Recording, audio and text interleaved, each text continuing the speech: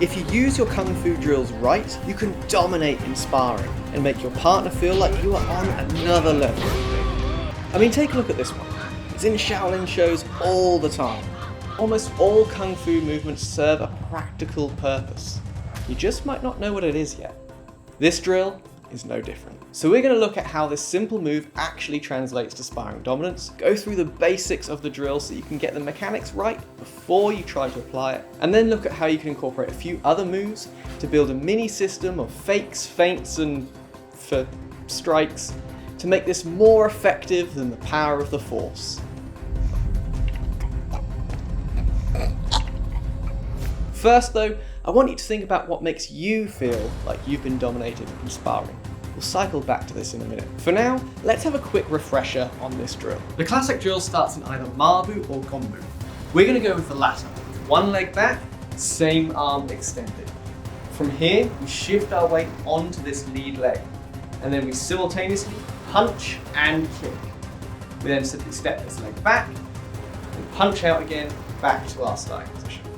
So it's pretty straightforward. But taken as it is, this is nothing special.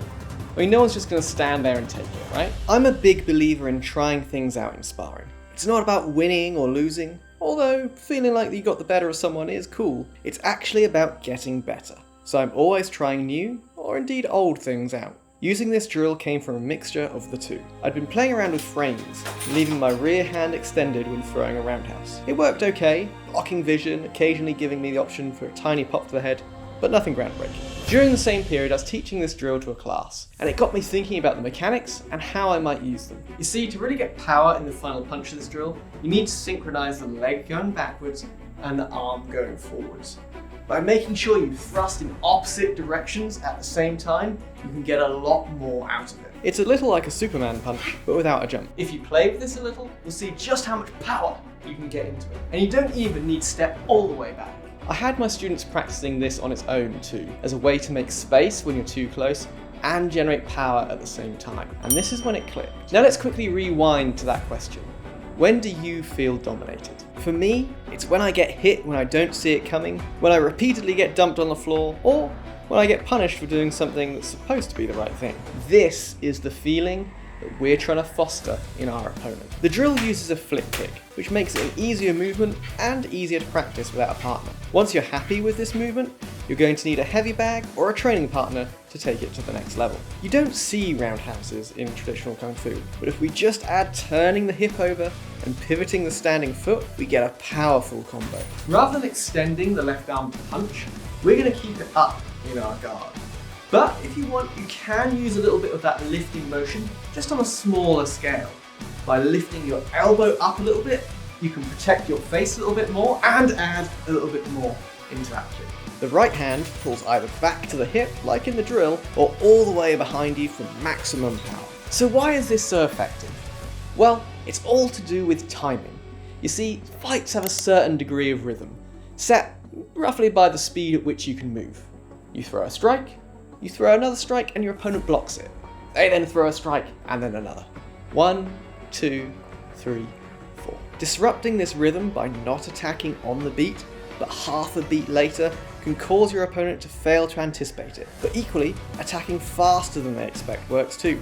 With this movement, rather than kicking, landing, then throwing a punch, the punch comes on the half beat as your foot lands on the floor. So your opponent moves to block your kick. Maybe with a Dutch block, maybe with a check, and it leaves their head open. Before they can readjust, they get hit. All too easy. Even if they catch your kick, you've already got it in your head that you're going to pull your leg back and punch them. So you're primed, ready to hit them and get your leg free before they can do anything else. So not only are they getting punched when they don't expect it, they're getting punished for doing the right thing, in some way blocking your kick. The perfect setup for dominating your opponent. I say setup because imagine if you did this every time you threw a kick. People would get wise to it pretty quick. So we need to have some other tools in our arsenal that complement this. Speaking of which, there are plenty of other traditional drills and movements in forms that we can use. You just need to sit with them for a while, practice them, and then try to apply them. With so many different movements, even within one Kung Fu form, let alone a whole system, it can be a lot to stay on top of though. Which ones do you pick? How do you structure your training?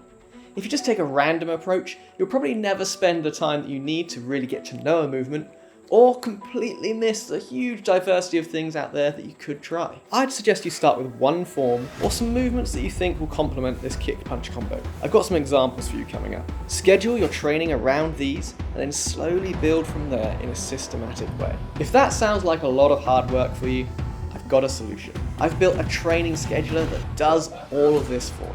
Just pop in what you want to train, and it will give you a customized training plan that suits your priorities. It's a quick and easy way to manage your training. You can find the link in the description below the like button.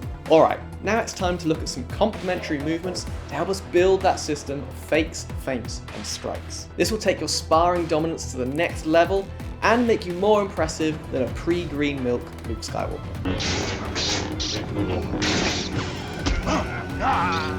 Impressive. Most impressive. We talked earlier about the mechanics of the punch being like a Superman punch. The setup for a Superman punch looks like we're about to throw a kick. We lift that right leg up, and then we thrust it backwards, and at the same time, throw a punch. We don't actually have to jump.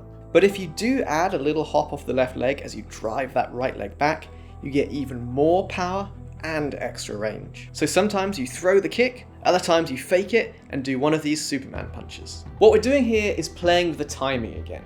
They're expecting that punch, but on the half beat after the one. But instead, it comes on the one beat, catching them off guard. You could even frame off the punch and then throw a kick on the half beat as you pull your hand back. The final three movements of this mini system are really straightforward. 1, kick, and then kick again when they're expecting that punch. This will mean that they're unlikely to be able to block or check it. 2, kick, bring the leg down, and then punch, creating that half-beat delay that I mentioned earlier, though this time you're actually sticking to the rhythm after creating a pattern of breaking it. And finally, just throwing a kick and then doing whatever you like with the left side of your body.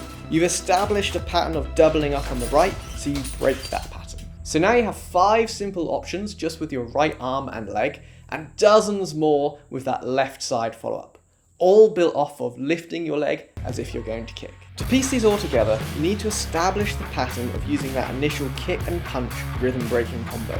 Make your opponent respect it, make them respond.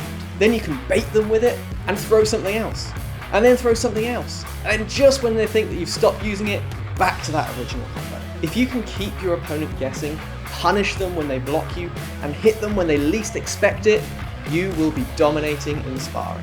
And just maybe, you can avenge my death.